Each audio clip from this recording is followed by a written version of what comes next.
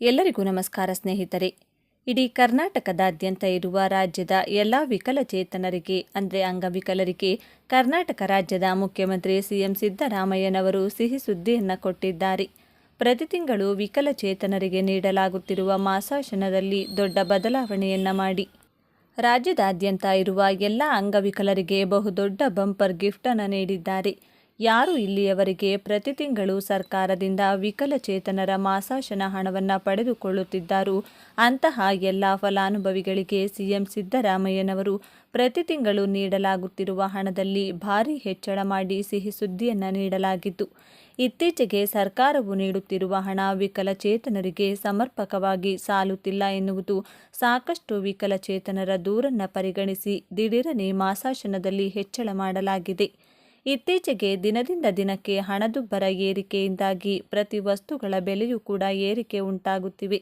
ಅದರಲ್ಲೂ ಸರ್ಕಾರವು ನೀಡುತ್ತಿರುವ ವಿಕಲಚೇತನರ ಮಾಸಾಶನ ಹಣ ಅವರ ಸಂರಕ್ಷಣೆಗಾಗಿ ನೀಡಬೇಕಾಗಿರುವ ಹಣವಾಗಿದ್ದು, ಸರ್ಕಾರದ ಸಹಾಯಧನ ಅವರ ಜೀವನೋಪಾಯಕ್ಕೆ ಯಾವುದಾಗಿ ಕೂಡ ಸಮರ್ಪಕವಾಗಿ ಉಪಯೋಗಿಸಿಲ್ಲ ಎಂದು ಅನೇಕ ವಿಕಲಚೇತನರ ಪತ್ರಗಳು ಸಿಎಂ ಸಿದ್ದರಾಮಯ್ಯನವರಿಗೆ ತಲುಪಿದ ಬಳಿಕ ಮುಖ್ಯಮಂತ್ರಿಗಳು ಬಹುದೊಡ್ಡ ನಿರ್ಧಾರವನ್ನು ತೆಗೆದುಕೊಂಡಿದ್ದು, ಇದೇ ವರ್ಷದಿಂದ ಅಂದರೆ 2025 ಹೊಸ ವರ್ಷದಿಂದ ಪ್ರತಿ ತಿಂಗಳ ಪಿಂಚಣಿ ಹಣದಲ್ಲಿ ದೊಡ್ಡ ಪ್ರಮಾಣದ ಬದಲಾವಣೆಯನ್ನು ಮಾಡಿ ರಾಜ್ಯ ಸರ್ಕಾರ ಬಹುದೊಡ್ಡ ಬಂಪರ್ ಗಿಫ್ಟನ್ನು ನೀಡಿದೆ.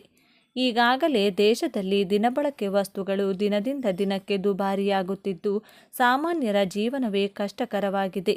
ಇಂತಹ ಪರಿಸ್ಥಿತಿಯಲ್ಲಿ ವಿಕಲಚೇತನರ ಆರೈಕೆ ಮತ್ತು ಸಂರಕ್ಷಣೆಗೆ ಸರ್ಕಾರ ನೀಡುತ್ತಿರುವ ಹಣ ಯಾವುದಕ್ಕೂ ಸಾಲುತ್ತಿಲ್ಲ. ಈ ಬಗ್ಗೆ ಗಮನ ಹರಿಸಿ ಏರಿಕೆ ಮಾಡಲಾಗಿದೆ. ಬನ್ನಿ, ಸರ್ಕಾರವು ಮಾಸಾಶನದಲ್ಲಿ ಹೆಚ್ಚಳ ಮಾಡಿರುವುದು ಇದು ಒಳ್ಳೆಯ ಕೆಲಸ ಎನ್ನುವ ನಿಮ್ಮ ಅಭಿಪ್ರಾಯವಾಗಿದ್ದರೆ ತಪ್ಪದೆ ಈ ವಿಡಿಯೋಗೆ ಈಗಲೇ ಲೈಕ್ ಮಾಡಿ. ನಮಗೆ ಎಷ್ಟು ಹಣ ಹೆಚ್ಚಳ ಮಾಡಲಾಗಿದೆ, ಯಾವ ತಿಂಗಳಿನಿಂದ ಹಣ ನಮಗೆ ದೊರೆಯುತ್ತದೆ ಎನ್ನುವ ಕಂಪ್ಲೀಟ್ ಡೀಟೇಲ್ಸ್ ತಿಳಿದುಕೊಳ್ಳಲು ವಿಡಿಯೋವನ್ನು ತಪ್ಪದೆ ಕೊನೆವರೆಗೂ ನೋಡಿ.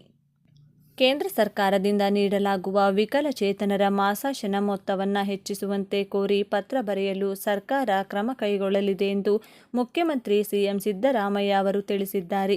40% 74% ವಿಕಲಚೇತನರಿಗೆ 800 ರೂಪಾಯಿ, 75% ಮತ್ತು ಅದಕ್ಕಿಂತ ಹೆಚ್ಚಿನ ಅಂಗವೈಕಲ್ಯತೆ ಉಳ್ಳವರಿಗೆ 1400 ರೂಪಾಯಿ ಮತ್ತು ತೀವ್ರತರನಾದ ಮನೋವೈಕಲ್ಯತೆ ಇರುವ ವ್ಯಕ್ತಿಗಳಿಗೆ 2000 ರೂಪಾಯಿ ಪ್ರತಿ ತಿಂಗಳು ಮಾಸಾಶನ ನೀಡಲಾಗುತ್ತದೆ ಎಂದು ತಿಳಿಸಿದ್ದಾರೆ.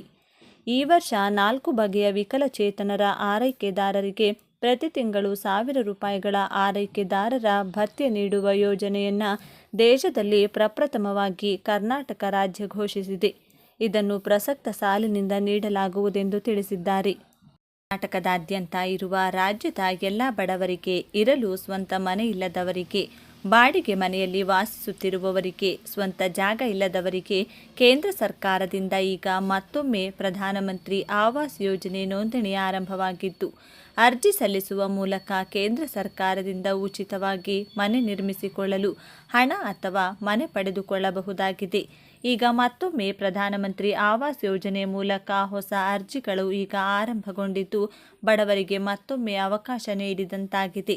ಸ್ವಂತ ಮನೆ ಇಲ್ಲದ ಪ್ರತಿಯೊಬ್ಬರೂ ಕೂಡ ಈ ಯೋಜನೆಯ ಸಂಪೂರ್ಣ ಲಾಭವನ್ನು ಪಡೆದುಕೊಳ್ಳಿ. ಈ ವಿಡಿಯೋ ಈ ಯೋಜನೆಗೆ ಯಾರೆಲ್ಲ ಅರ್ಹರು ಎಂದು ನೋಡೋಣ ಬನ್ನಿ. ಅಗತ್ಯವಾಗಿ ಬೇಕಾಗುವ ದಾಖಲೆಗಳೇನು, ಎಲ್ಲಿ ಅರ್ಜಿಯನ್ನು ಸಲ್ಲಿಸಬೇಕು, ಯಾವಾಗ ಮತ್ತು ಹೇಗೆ ಮನೆ ದೊರೆಯುತ್ತದೆ ಎನ್ನುವ ಕಂಪ್ಲೀಟ್ ಡೀಟೇಲ್ಸ್ ತಿಳಿದುಕೊಳ್ಳಲು ಈ ವಿಡಿಯೋವನ್ನು ತಪ್ಪದೇ ಕೊನೆವರೆಗೂ ನೋಡಿ. ನೀವು ಕೂಡ ಸರ್ಕಾರದಿಂದ ಇವತ್ತಿನವರೆಗೂ ಉಚಿತ ಮನೆ ಪಡೆದುಕೊಂಡಿಲ್ಲ ಅಂದರೆ ಈ ವಿಡಿಯೋಗೆ ಈಗಲೇ ಲೈಕ್ ಮಾಡಿ. ಸರ್ಕಾರದಿಂದ ಪ್ರಧಾನಮಂತ್ರಿ ಆವಾಸ್ ಯೋಜನೆಯ ಮೂಲಕ ಹೊಸ ಅರ್ಜಿಯನ್ನು ಸಲ್ಲಿಸಿ ಮನೆ ಪಡೆದುಕೊಳ್ಳುವ ಸಂಪೂರ್ಣ ಮಾಹಿತಿಯನ್ನು ತಿಳಿದುಕೊಳ್ಳಲು ವಿಡಿಯೋವನ್ನು ತಪ್ಪದೇ ಕೊನೆವರೆಗೂ ನೋಡಿ.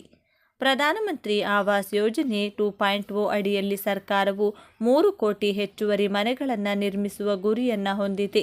ಈಗ ಮಾಸಿಕ 15,000 ರೂಪಾಯಿ ಆದಾಯ ಇರುವವರು ಅರ್ಹರಾಗಿದ್ದು, 90 ದಿನಗಳಲ್ಲಿ ಮನೆ ನೀಡಲಾಗುವುದು. ಆನ್ಲೈನ್ ಅರ್ಜಿ ಪ್ರಕ್ರಿಯೆಯು ಸರಳವಾಗಿದೆ ಮತ್ತು ಅರ್ಹ ವ್ಯಕ್ತಿಗಳನ್ನು ಗುರುತಿಸಲು ಸಮೀಕ್ಷೆಯು ಶೀಘ್ರದಲ್ಲೇ ಪ್ರಾರಂಭವಾಗುತ್ತದೆ. ಪ್ರಧಾನಮಂತ್ರಿ ಆವಾಸ್ ಯೋಜನೆ ಸರ್ಕಾರದ ಪ್ರಮುಖ ಯೋಜನೆಯಾಗಿದ್ದು, ದೇಶದ ಆರ್ಥಿಕವಾಗಿ ದುರ್ಬಲ ಜನರಿಗೆ ವಸತಿ ಒದಗಿಸುವ ಗುರಿಯನ್ನು ಹೊಂದಿದೆ.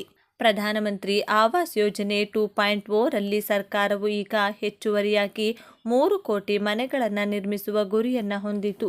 ಇದಕ್ಕಾಗಿ ಈ ಆರ್ಥಿಕ ವರ್ಷದಲ್ಲಿ 10 ಲಕ್ಷ ಕೋಟಿ ರೂಪಾಯಿ.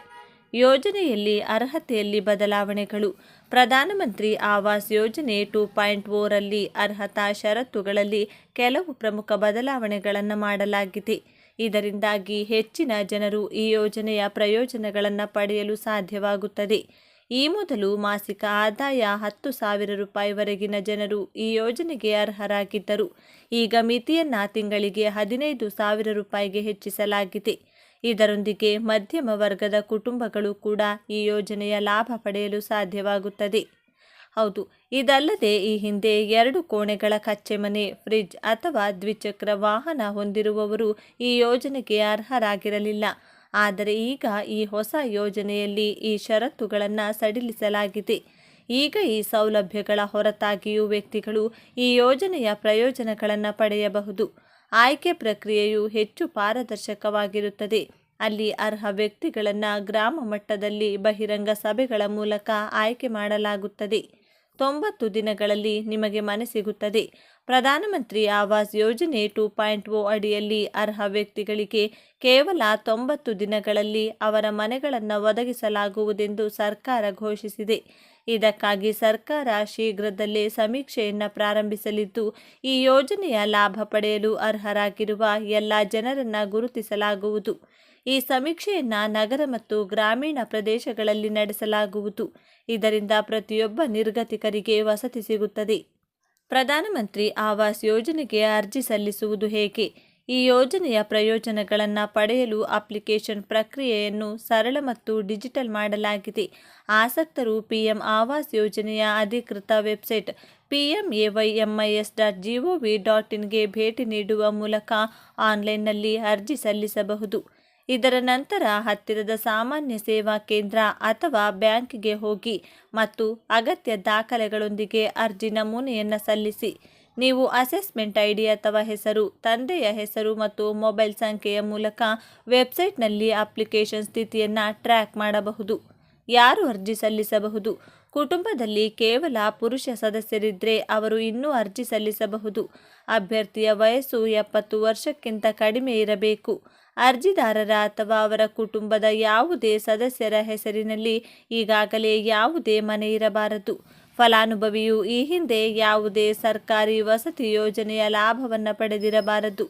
ಮನೆಯ ಒಡೆತನ ಮಹಿಳೆಯ ಹೆಸರಿಗೆ ಆಗಬೇಕೆಂಬುದು ಸರ್ಕಾರದ ಉದ್ದೇಶ. ಮಹಿಳೆಯರನ್ನು ಆರ್ಥಿಕವಾಗಿ ಸಬಲೀಕರಣಗೊಳಿಸುವ ಪ್ರಯತ್ನವೂ ಕೂಡ ಇದಾಗಿದೆ. ಯಾರಿಗೆ ಲಾಭ? ಈ ಯೋಜನೆಯ ಪ್ರಯೋಜನಗಳನ್ನು ಎಲ್ಲ ನಾಗರಿಕರಿಗೆ ವಿಸ್ತರಿಸಲು ಸರ್ಕಾರವು ಇದನ್ನು 4 ವರ್ಗಗಳಾಗಿ ವಿಂಗಡಿಸಿದೆ. ಆರ್ಥಿಕವಾಗಿ ದುರ್ಬಲ ವಿಭಾಗ. ಇದು ಅತ್ಯಂತ ಕಡಿಮೆ ಆದಾಯದ ವರ್ಗವಾಗಿದೆ.